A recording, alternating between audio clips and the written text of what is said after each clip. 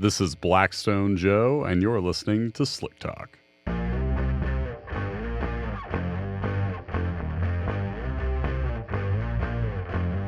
I say I'm an oil man, you will agree.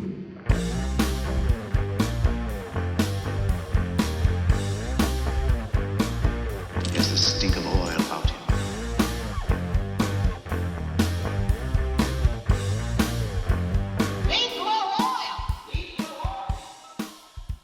Hello and welcome into episode 158 of Slick Talk. I am your host, Blackstone Joe, and I'm glad you're here.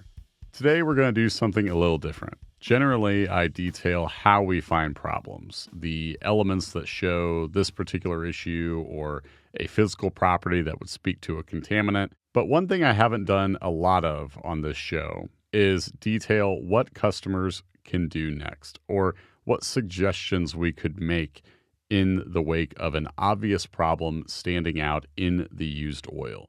Take this one, for instance, a sample from a Alfa Romeo 2.9 liter twin turbo motor. This one was wearing heavily. We found a lot of aluminum, which would be a piston and bearing metal, and we also found iron at high level. Cylinders, shafts, valve train components, those are all sources of that particular metal. We knew why the engine was wearing poorly because there was a whopping 1,000 parts per million of potassium and sodium not far behind at 700 parts per million. Those are both coolant markers, and when you have levels this far off the reservation, it's clear something's wrong, especially when we don't have an additive or any other likely explanation, and we're seeing the poor wear that so often comes into play when you have that amount of contamination reaching the crankcase. Now, we send out a lot of reports, but we don't often hear back. I think it's either due in part to a customer understanding the results because, hey, not to pat ourselves on the back, but our comments are easy to understand. That's at least our goal when we sit down to write them.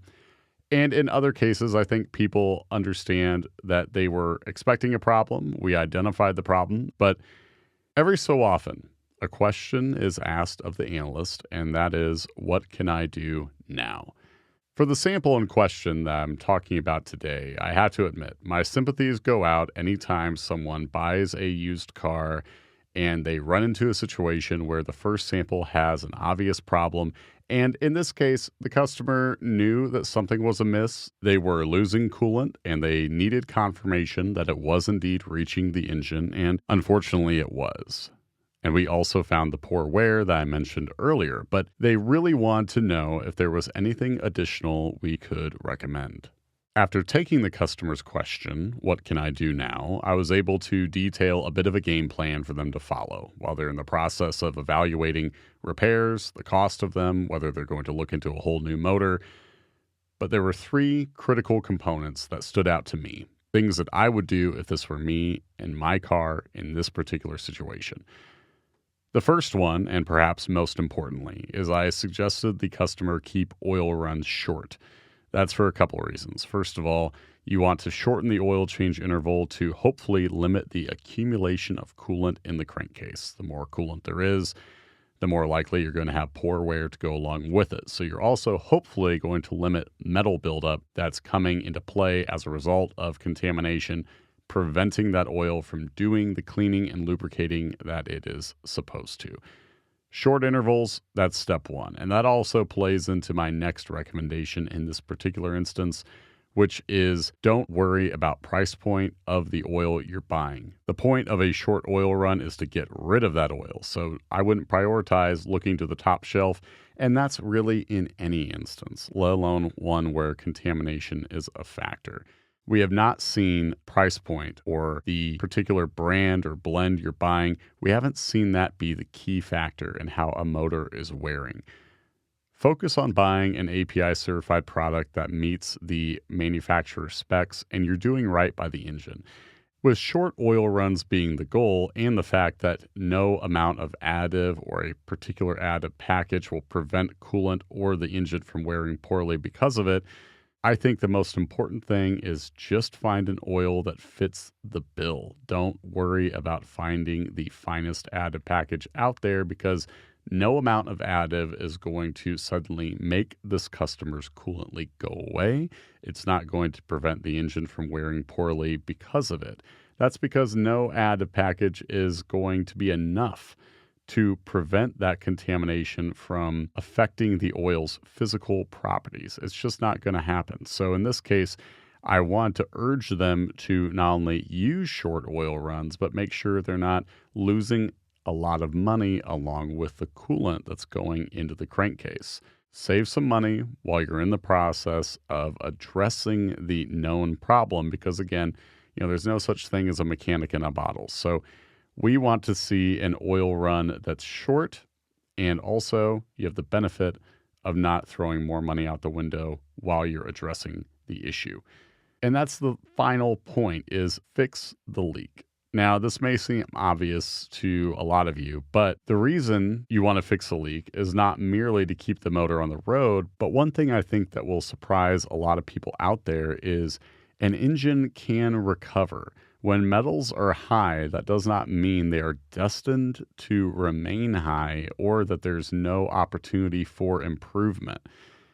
Now, this is a situation where metals could certainly get worse to the point of failure if a leak is not repaired or if they allow the engine to go too long between oil changes. But I want to urge a careful approach because we've seen so many instances of engines bouncing back from a problem, and that is certainly what could happen in this case as well. By addressing the leak, you can not only keep the motor running, but bring levels of aluminum and iron quite a bit closer to average for this particular customer's car. And that's yet another value of oil analysis, is not merely detecting a problem, but you can also track how that engine is wearing in the wake of repairs. We can see those metals improve. We can also see them holding steady, or we can see if they're going the wrong way after a repair. So use oil analysis not only as a diagnostic, not only as a way to see how long you can run the oil, but you can also monitor how that engine is improving, hopefully, with contamination out of the system. I wanted to detail this game plan for all of you today because I think that even if you are not facing an obvious problem, these are takeaways that really matter no matter what engine you're taking care of. In general, the oil type, the brand, the blend, it's not merely as important as simply paying attention to what's in that oil and monitoring how that system is doing, because no matter the brand or blend you're running, that motor can still have a problem. And the way you find out if it has a problem is you test the oil. And if we do find contamination, as in this customer's case, we can tell you what it is, be it coolant or if it's like a marine engine, detecting whether it's seawater or if you have an issue with air or oil filtration. Those things will show up in analysis. So by analyzing the oil, you're doing more for the engine than simply buying the priciest oil. And then knowing how long you should run it, that also comes into play with oil analysis. Knowing whether you need shorter intervals to combat a problem or if you're cleared to run longer. And of course, identifying the issues that you need to fix to keep the motor running. This all folds in. So what you can do now for you and your engine really comes down to the results. And unfortunately for this car, we did find some pretty scary results in the form of coolant and poor wear. But yeah, another point I made to the customer is that if that engine is running well, good oil pressure, not making any odd noise, then it also stands to reason it can bounce back. At the end of the day, you have to go to the data, which is uncomfortable, especially when you are taking the first sample from a recent purchase, or if you're in a spot where you are tied to that vehicle, boat, or airplane, and you know that you're going to be in a money pit of sorts regardless. The best way to go about it is to know what situation you're in, and a 3.5 ounce size sample of used oil will do just that. That brings today's show to a close. Thank you so much for hanging with me. This is Blackstone Joe, signing off.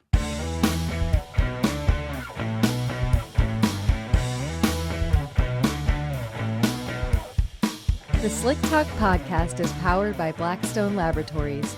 If you're ready to start your oil analysis journey, visit blackstone-labs.com to order your free test kit.